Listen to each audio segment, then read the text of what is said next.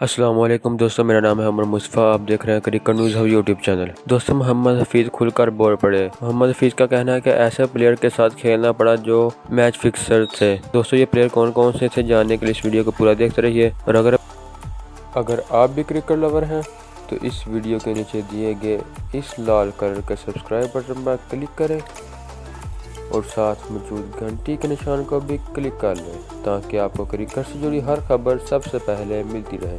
دوستوں، قومی cricket team کے آل راؤنڈر محمد حفیظ نے بھی میچ فکسنگ میں ملوث افراد کی نشاندہی کرتے ہوئے کہا کہ انہیں ایسے پلیئر کے ساتھ کھیلنا پڑا جو غلط سرگرمیوں میں حصہ ڈال رہے تھے، مگر جب انہوں نے ایسے کرداروں کے خلاف آواز اٹھانے کی کوشش کی تو انہیں خاموش رہنے کی تلقین کی گئی۔ محمد حفیظ نے شعیب اختر کے یوٹیوب چینل پر گفتگو کے دوران انکشاف کیا کہ مذکورہ کھلاڑی ان کے بھائیوں کی طرح ہیں جن کے لیے محض دعا ہی کی جا سکتی ہے، مگر جو کچھ انہوں نے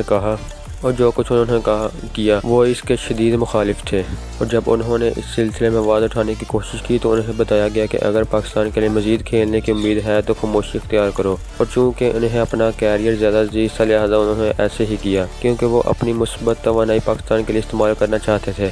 محمد حفیظ نے تسلیم کیا کہ وہ ان کھلاڑیوں کے ساتھ کھیلتے رہے جو سراسر غلط اقدام تھا، کیونکہ اس سے پاکستان کرکٹ کو کوئی فائدہ نہیں پہنچا اور نہ ہی ان کھلاڑیوں کو واپس لانے سے جو غلط کاموں میں ملوث تھے۔ یاد رہے کہ اس سے قبل سابق فاسٹ بالر شعیب اختر بھی یہ دعویٰ کر چکے ہیں کہ انہیں اپنے کیریئر کے دوران اکثر 21 مخالف افراد کا سامنا کرنا پڑتا تھا جو صرف مخالف سائیڈ ہی نہیں بلکہ ان کی اپنی ٹیم میں بھی موجود تھے۔ راولپنڈی ایکسپریس نے اپنے بیان میں صاف الفاظ میں کہا تھا کہ وہ پاکستان ٹیم میں کھیلتے ہوئے میچ فکسرز کے درمیان گرے ہوئے ہوتے تھے۔ تو دوستو، یہ تھی ہماری آج کی ویڈیو۔